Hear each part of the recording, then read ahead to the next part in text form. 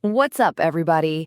Welcome back to the Current Edge podcast, the channel where we slice through the political noise and break down the issues that actually impact you.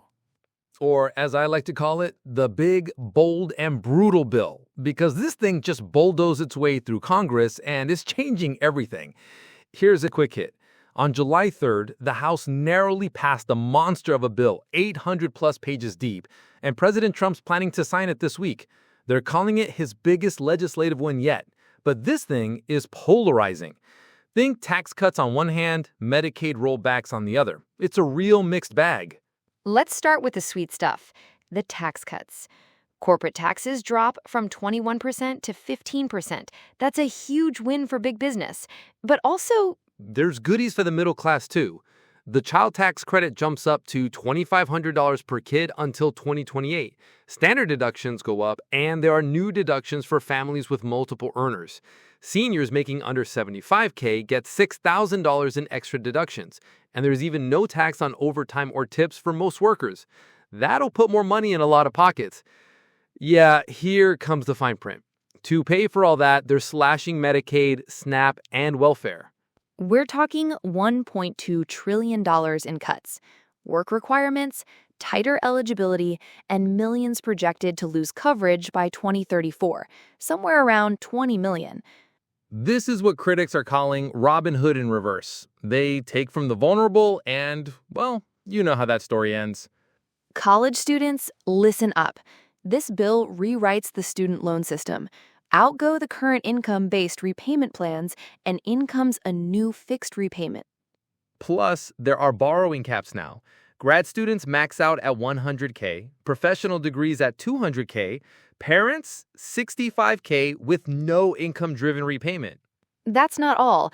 If your degree doesn't lead to earnings above a high school graduate salary, your school loses access to federal loan programs. And community colleges are sweating. Some schools like Austin Community College could see up to 9,500 students lose Pell Grants. Meanwhile, if you're a business that manufactures in America, good news for you, you're getting tax breaks. If you outsource, bad news for you, my friend. They're also encouraging corporations to bring overseas profits home with a temporary low-tax window. That's the repatriation playbook in action. And let's not forget, over $350 billion is going to border security and defense.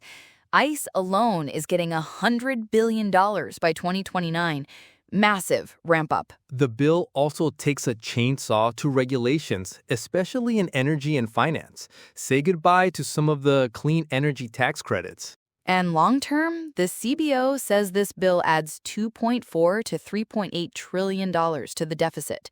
So yeah, tax cuts now, debt later. The polls show the bill is deeply unpopular, especially among younger voters, students, and low-income families. Even some Republicans are getting nervous about 2026.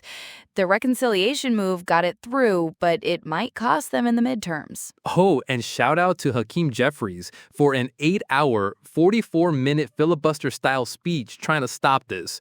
Dude nearly passed out. Bottom line, the big, beautiful bill is one of the most aggressive rewrites of American fiscal policy in decades. Some love it, some hate it. All we know is it's passed, it's signed, and it's going to affect everyone. So stay sharp, stay informed, and stay ready. That's it for today's Current Edge podcast. Don't forget to like, subscribe, and share this with someone who still thinks Congress doesn't do anything. We'll catch you next time. Stay edgy, friends.